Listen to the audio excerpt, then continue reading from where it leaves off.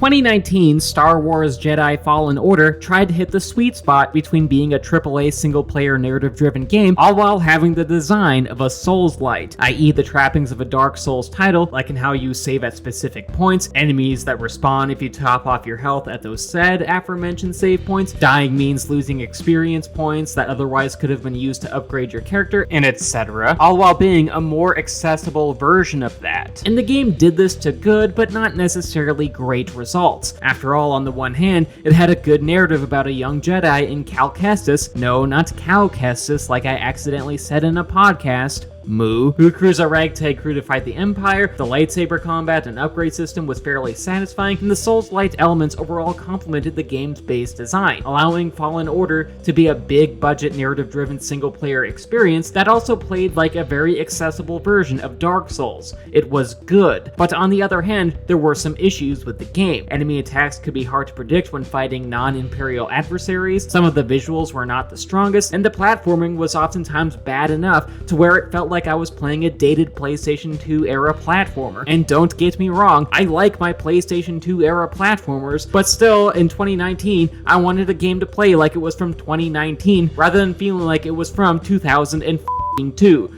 But maybe that's just me. What I'm trying to say is that Star Wars Jedi Fallen Order, wordy title, had problems that prevented it from being great. It was good for sure, but it wasn't the greatest thing since sliced bread or Slipknot's Iowa. It was a flawed gem. Star Wars Jedi Survivor, however, is much closer to the actualization of the first game's objective. In fact, this recently released sequel to Star Wars Jedi Fallen Order refines many elements present in the first game. The combat against non-Imperial enemies is now more exciting and fair. The adventure gaming and platforming is more on par with modern titles rather than PlayStation 2 relics. The Souls-light elements remain a big draw to the series, and the game design has larger areas designed for exploration, side quests, and puzzle solving, all while never forgetting that the title is still a linear story-driven experience at its core. Like the Force, Star Wars Jedi Survivor is a balanced experience. It is a good game. But with that being said, there are some deficiencies in the way that the game tries to be both a story-driven experience and a Souls-style RPG. One of these problems being in the form of customization. See, in Souls-born games, you heavily customize your character. You choose between gender, race, and such, to the point that your player character is the person you want to play as, which for me is usually a woman with purple hair, because I'm generally on brand when it comes to my characters. But Star Wars Jedi Survivor doesn't do this, mostly because despite having Souls-like elements, Star Wars Jedi Survivor is still a story-driven game with a static main character in Cal Kestis. And sure, you can accrue a lot of customization options for Cal, but the player can never make more drastic customizations like making Cal a woman or making them a different race. And speaking for myself, a trans lady who will always jump at the opportunity to play as a woman, because obviously, I didn't really care to customize Cal's appearance whenever receiving new cosmetic options for clothes or his beard, because I honestly did not fully connect with him in the way that I otherwise relate to my other Soulsborne characters, mostly because I play Soulsborne games as an extension of myself, whereas Star Wars Jedi Survivor, you're playing a character. There is only so much that you can customize here, and the customization options that were available just reminded me that I couldn't make the ultimate customization of making Cal a woman, making Cal a person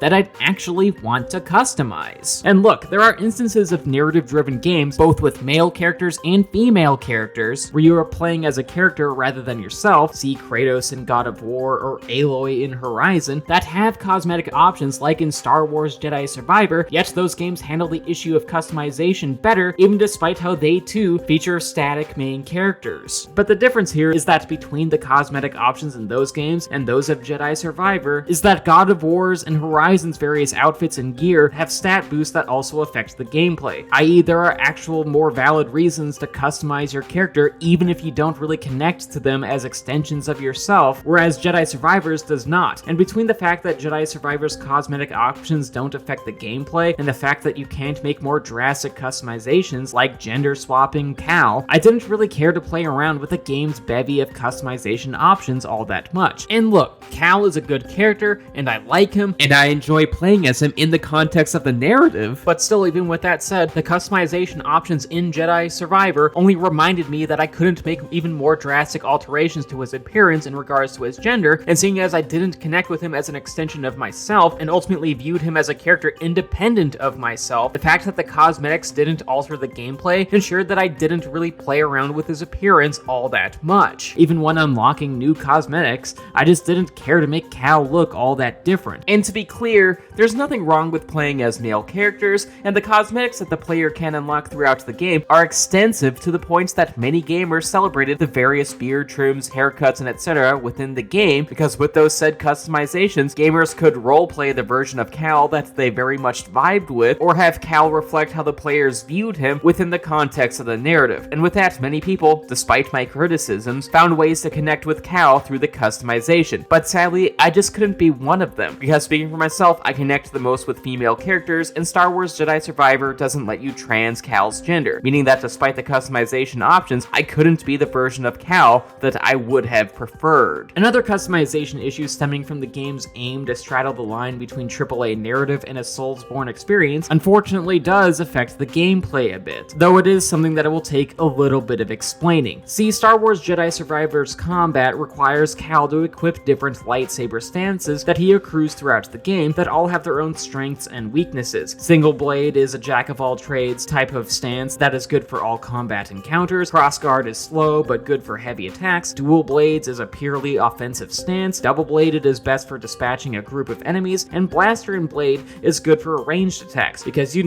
have a gun. And between all of these stances, there are different combos and abilities that you can use that can give you an edge in combat, which is on the surface very cool, but there are a few issues here. For starters, you can only equip 2 stances at a single time, and you can only change these stances at save points and workbenches, meaning that if you desire to switch stances whilst you are away from a meditation point or workbench, you are bantha shit out of luck. And to make matters worse, and this brings us back full circle to how Jedi Survivor's Soulsborne elements don't 100% gel with its AAA narrative-driven single-player attributes, dying causes the player to lose a considerable amount of EXP that they otherwise would have used to upgrade their various abilities. And while sure, the experience you lose isn't as much as the EXP that you'd leave behind in a Soulsborne game after death, and it's not all that difficult to get your EXP back in Jedi Survivor, there is the threat of losing that experience forever, just like the innocence of youth. And between this and the earlier mentioned fact that you can only equip 2 of these stances at a single time, there is a problem, mostly because the game's restrictions in terms of stances and the fear of losing EXP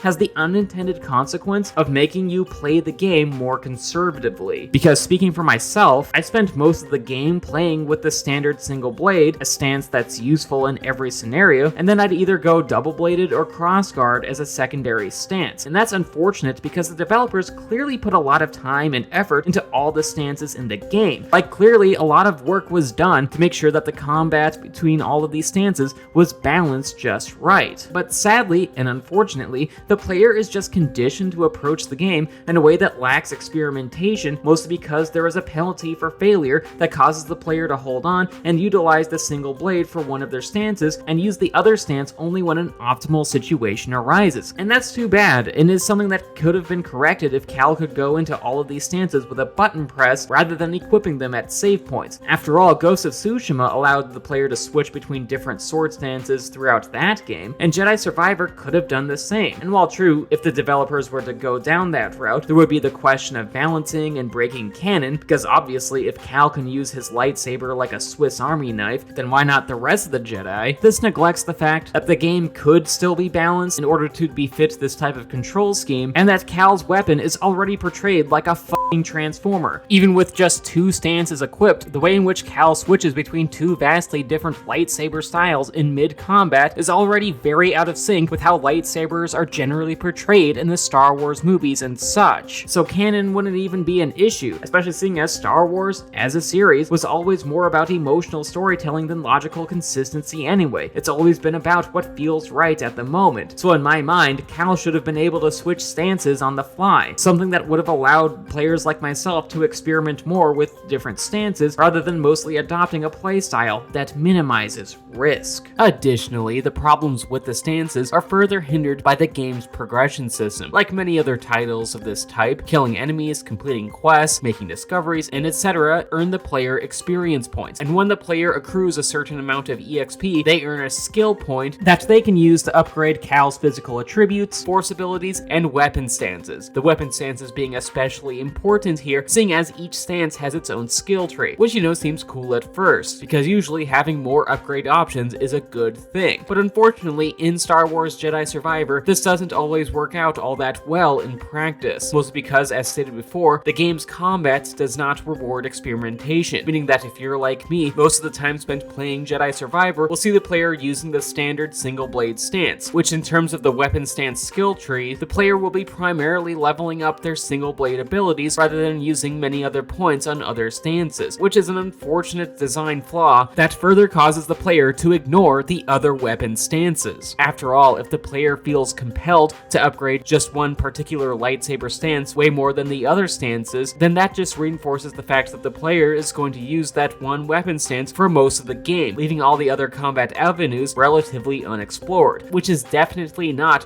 what the designers of this game intended. Furthermore, Star Wars Jedi Survivor has a few other problems as well. There are a multitude of glitches that, while silly, can take you out of the experience, like sometimes a stormtrooper will walk toward you without moving his legs, or a saloon patron's beer glass will move all around his body, which to be fair does mimic the effect of being drunk. There are moments where the frame rate cannot keep up with the action, one of the late plot twists is predictable if you know what you're looking for, and Cal doesn't necessarily learn new abilities as much as he just remembers being taught them throughout his life, which is silly and made me wonder if Cal needed an appointment with a neurologist, because if he did, I have some recommendations. And with that, there are plenty of issues that plague Star Wars Jedi Survivor. There are many flaws, but with that being said, the game still has a lot of merits. I like how Jedi Survivor doesn't disempower Cal at the start like many other games of this type are wont to do, which is something that allows the narrative and gameplay rhythm to feel like a continuation of the series rather than a reset. Cal's character arc is very satisfying. Customizing your lightsaber remains fun, because of course I went purple on that shit, because purple is the best color, and as stated before, the Souls light elements do remain fun as a more accessible Soulsborne experience that also allows the player to feel like a badass Jedi in a strong narrative adventure. And with that, Star Wars Jedi Survivor is a good game, even if some of its elements are less harmonious, even when the game's Souls light elements hinder its overall customization options.